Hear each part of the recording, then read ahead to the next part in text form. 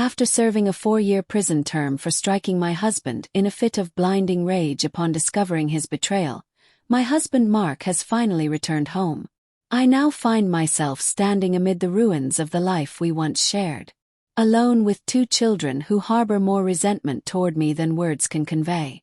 That night's events shattered our world irreparably, leaving me haunted by the reverberations of my actions and the lasting harm they caused. Mark and I had been married for 12 years, a bond forged during college and strengthened during the early years of parenthood. From the outside, our marriage seemed perfect, stable, enduring. Mark was reliable, selfless, devoted to our family. Whether repairing things around the house or helping the kids with homework, he was always quietly present, easing our daily lives. Yet beneath the surface, the weight of routine had dulled the vibrancy of our connection. What once felt like partnership gradually became a cage, leaving me restless, craving something beyond the ordinary. As a marketing manager at a mid-size company, my career offered a temporary escape from the monotony at home. It was there I met Evan, my charming, confident boss. What began as playful flirtation soon escalated into a passionate affair. Initially, the secret meetings, stolen glances, and late-night messages ignited a spark I hadn't felt in years. For a time, I basked in the thrill, convincing myself I had rediscovered a lost version of myself. But as excitement faded, guilt set in, a corrosive, relentless guilt. I knew I was risking everything. My marriage, the stability of my children's lives, the trust Mark had always given me. Still, I couldn't end it.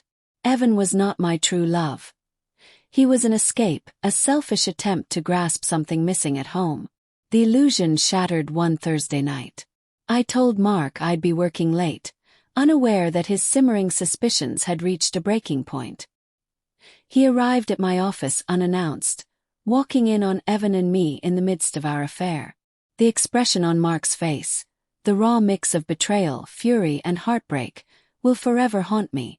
Consumed by rage, he attacked Evan, striking him until security intervened. The injuries were severe, and Mark was immediately arrested.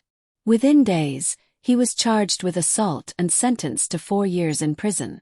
In the aftermath, my life became a barren wasteland. I reached out to Mark, desperate to explain, apologize, and somehow make amends, but he refused to speak to me. His silence was deafening, a cruel reminder of the devastation I had caused. Friends and family who had once supported me turned away, placing the blame squarely on my shoulders. Our children, just 8 and 10 at the time, didn't fully grasp the complexities of the situation. But they knew enough to direct their anger at me. Their father was gone, their home fractured, and in their eyes I was the cause of it all. I became the target of their grief, confusion, and resentment. I tried to be strong for them, stepping into the role of single parent with unwavering determination. But no matter what I did, they rejected me. Every attempt to rebuild our bond met with cold indifference or hostility.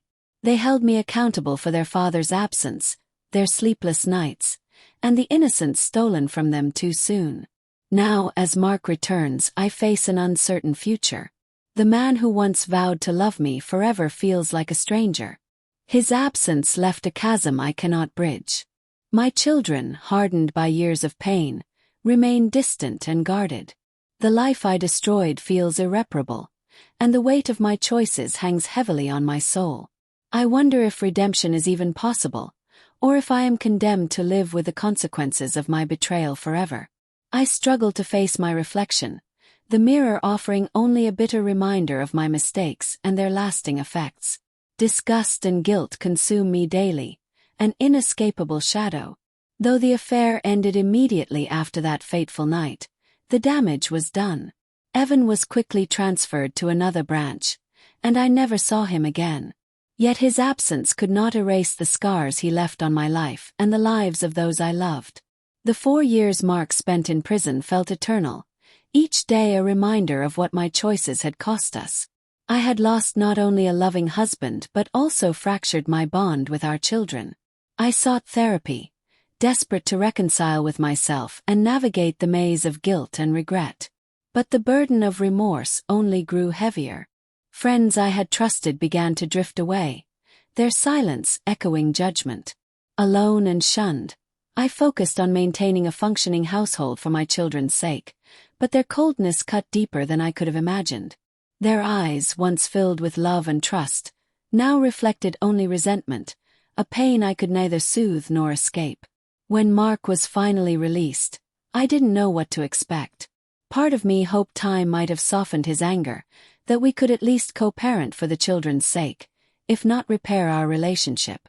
But the man who returned was not the Mark I once knew. Prison had hardened him in ways I hadn't anticipated. The warmth and kindness that had defined him were gone, replaced by stoic indifference. He spoke only out of necessity, never affection. I could not blame him. I had betrayed him in the most unimaginable way. The children, however, welcomed their father with open arms. Their joy was a stark contrast to the distance they kept from me. Their laughter filled the air, a sound I had longed for but could no longer claim. When I tried to join their conversations or ask about their time with Mark, they responded with cold indifference, as though I were an outsider in my own home. Their resentment, unspoken but unmistakable, demanded apologies that words alone could not offer. Meanwhile, Mark rebuilt his life. Through mutual acquaintances, I learned he had found work and was striving to move forward, piecing himself together fragment by fragment, while I remained trapped in the wreckage of my own making. The children now spent alternate weekends with him. Their happiness during those visits was proof of the bond he had preserved despite everything. Watching them thrive with him while barely tolerating my presence was a silent punishment I felt I deserved. Our home, once full of laughter and love, had become a hollow monument to the life I destroyed. Its walls silently witnessed memories of happier days, family dinners, bedtime stories, and stolen moments of affection that now felt like relics of a distant past. At night, I often woke hoping it was a nightmare, wishing to find Mark sleeping beside me and hear the soft breaths of our children. But each morning, reality reminded me of the cold truth. I was the architect of my own misery. The emptiness around me could never be filled. The love Mark and I once shared was gone, leaving a void echoing with what-ifs and might-have-beens. In that void, I clung to fragments of the life I had recklessly let slip away. My choices, selfish, thoughtless, heedless of consequences, led to this. Now I am left to live with the aftermath, forever haunted by the knowledge that I alone destroyed the love, trust, and family that had once been my entire world.